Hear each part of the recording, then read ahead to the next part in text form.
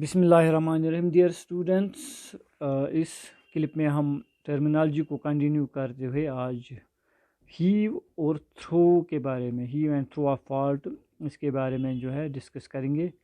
Fault plane, fault surface या dip strike, ये तो हम कंप्लीट कर चुके हैं। सो ये जो हीव और थ्रो ये क्या होता है? फॉल्ट की डेफिनेशन तो अब आपको पता है कि fault it is defined as a fracture surface along which blocks of rocks have been displaced related to each other, okay, due to tensional forces or sometimes as compressional forces as well. ये जो displacement fault होती है, ये it may be in few centimeters, few meters or hundreds or tens of kilometers even as well. तो जब ये movement या displacement होती है, ओके, इस डिस्प्लेसमेंट के और इस मूवमेंट के इसके दो कंपोनेंट होते हैं। एक तो हॉरिजॉन्टल भी होता है, दैट मीन्स जब ये रॉक ब्लॉक्स मूव करते हैं हॉरिजॉन्टल भी इसमें मूव जो है एक मूवमेंट या डिस्प्लेसमेंट हो जाती है, और वर्टिकल डायरेक्शन में भी। इसलिए हम कहते हैं इसके दो कंपोनेंट्स होते हैं, वर्टिकल और हॉरिजॉन्टल। जैसे यहाँ पर मैंने एक फिगर बनाई है, रॉक बेड 1 2, टेंशनल स्ट्रेस की वजह से इसमें फ्रैक्चर पड़ जाता है। तो जब ये स्लिप करने से पहले अगर हम यहाँ देखेंगे ब्लॉक, दो ब्लॉक जैसे मैंने यहाँ दिखाए हैं, जब फ्रैक्चर इसमें डेवलप हुआ ए और बी, इस ब्लॉक के जो पॉइंट्स हैं, फॉर एग्जांपल यहाँ पर ए पॉइंट है और इस ब्लॉक का पॉइंट बी, ये बिल्कुल एक दूसरे के एडजेसेंट हैं, साथ साथ हैं, अभी सेपरेट नहीं हुए हैं, ओके, दूर नहीं स्लिप हुए हैं। लेकिन जब इसमें स्लिप होगी, डिस्प्लेसमेंट होगी, अपरेंट मूवमेंट होगी, डिसलोकेशन होगी, तो ये जो दो ए और बी पॉइंट्स हैं, जब हम इसको डायग्रामेटिकली दिखाएंगे तो हम इस तरह दिखाएंगे, ओके, यहाँ पर हम देखेंगे ए पॉइंट जो है यहाँ पर है और बी पॉइंट यहाँ पहुँच गया है due to slip, okay, dislocation की वजह से। तो एक दूसरे से ये दूर हैं, अब एडजेसेंट नहीं है। पहले तो ये एडजेसेंट पॉइंट्स थे, लेकिन अब सेपरेट हुए हैं क्योंकि मूवमेंट डिस्प्लेसमेंट हुई है, ओके। ये टॉप, ये लेयर, ये भी लेयर सेकंड है, ये भी लेयर सेकंड है, इसका टॉप पॉइंट और इसका टॉप पॉइंट, पहले तो ये साथ साथ थे, लेकिन स्लिप और मूवमेंट की वजह से अब ये सेपरेट हुए हैं, डिसलोकेट हुए हैं, एक दूसरे से दूर हुए हैं। तो ये जो मूवमेंट है, डिस्प्लेसमेंट है फॉल्ट सरफेस के अलॉन्ग, ओके, और फ्रैक्चर सरफेस के अलावा, इसके दो कंपोनेंट्स, इसको हम रिजॉल्व कर सकते हैं दो कंपोनेंट्स में। मीन्स इसका वर्टिकल कंपोनेंट भी होगा, हॉरिजॉन्टली भी। वो किस तरह हम जो है दिखाते हैं या निकालते हैं, रिजॉल्व करते हैं, ओके। यहाँ पर ये ए पॉइंट है और बी पॉइंट है।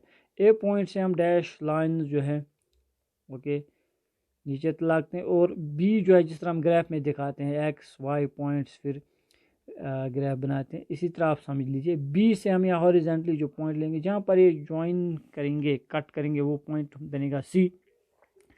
तो यहाँ पर आप देखेंगे ये जो सी और बी है, सी और बी जो है, ये एक्चुअली हमें दिखाता है हॉरिजॉन्टल गैप, ओके। पहले ये पॉइंट यहाँ था, ओके, हॉरिजॉन्टली इसमें जो गैप डेवलप हुई है स्लिप की वजह से, okay, that will be represent by C B, okay. वो हॉरिजॉन्टल स्लिप या मूवमेंट दिखाएगी या कंपोनेंट दिखाएगी, उसको हम जो है हीव कहते हैं। So heave is of the fault is the horizontal displacement in a fault, okay. It's also known as gap, इसको हम गैप भी कहते हैं। तो इसके बाद जो है थ्रो हम लेते हैं। What is the throw? Throw जैसे यहाँ पर मैंने दिखाया है, ओके, थ्रो, ये जो ए है, जो हम लाइन नीचे की तरफ ड्रॉ करते हैं, ओके, इस पॉइंट और इस पॉइंट के दरमियान अलोंग द फॉल्ट प्लेन जो गैप डेवलप हुई है, जो डिस्प्लेसमेंट हुई है in the direction of fault, okay, इस तरह मान लीजिए A B, okay, vertical component of the fault, vertical component of the fault displacement, apparent displacement of a bed. ये रॉक बेड 2 है, ये 1 है, ओके। ए एडजेसेंट, उसका टॉप भी एडजेसेंट थे, लेकिन अब हॉरिजॉन्टली भी इसमें गैप हुई है, डिस्प्लेसमेंट हुआ है, और ये वर्टिकली भी जो है एक दूसरे से जो है दूर हुआ है। तो ये जो वर्टिकल कंपोनेंट होगा फॉल्ट का, इस डिस्प्लेसमेंट का, उसको हम थ्रो कहते हैं। ये आप याद रखना, throw is the vertical component and heave is the horizontal component of the fault movement. Okay, यहाँ पर ए सी, ये जो ए सी है दिस वन, ओके, उसको हम कहेंगे this is the throw of the fault. यहाँ पर जैसे ब्लॉक डायग्राम ये तो 2 डायमेंशन में था। ओके, रॉक बेड 1 2, इसी तरह ये भी 1 2 एडजस्ट। जब डिस्प्लेसमेंट हुआ है पॉइंट ए यहाँ था इस टॉप लेयर का, और इस टॉप लेयर का जो पॉइंट बी जो एडजसेंट था ए के साथ, लेकिन अब वो बिल्कुल दूर जो है डिस्प्लेस हुआ है, डिसलोकेट हुआ है। और इस पॉइंट ए से इसी तरह हम ड्रॉप करेंगे लाइन, यहाँ से हॉरिजॉन्टली लाइन जो है लेंगे, और सी बी जो है या बी सी वो जो है हॉरिजॉन्टल गैप दिखाएगा, डिस्प्लेसमेंट दिखाएगा, कंपोनेंट दिखाएगा फॉल्ट मूवमेंट का, डिस्प्लेसमेंट का या रॉक बेड का। और ए सी जो है वर्टिकल कंपोनेंट दिखाएगा। इसी तरह ये भी, इसको हम यहाँ पर रिप्रेजेंट करेंगे, ये थ्रो है और ये हीव है। ओके, क्योंकि जैसे मान लीजिए आप, जैसे मैंने लास्ट टाइम भी आपको कहा था, आप हंदवारा से उस पहाड़ी की तरफ चलते हैं, ओके, जिसको हम हरपुरा कहते हैं, हायर सेकेंडरी से आप चले दरिशपुरा की तरफ।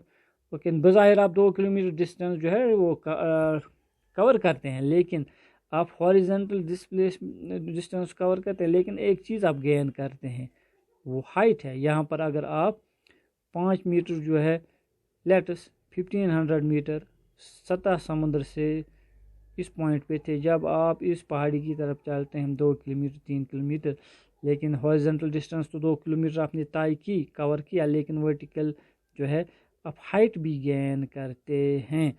ओके, अगर ये 1500 है, ये 1500 या 1600 metres above the sea level होगा। इसी तरह जो है फॉल्ट, आप मान लीजिए यहाँ पे वर्टिकल और हॉरिजॉन्टल कंपोनेंट होता है। Okay, this is about the throw and fault. तो ये टर्मिनोलॉजी ऑलमोस्ट ख़त्म हो गई, क्योंकि डिप वगैरह वो तो सब हमने कंप्लीट किया। नेक्स्ट में जो हम देखेंगे अब types of fault, okay, normal और रिवर्स फॉल्ट, थर्स्ट फॉल्ट, ये क्या होते हैं ये हम आगे देखेंगे। Bye then.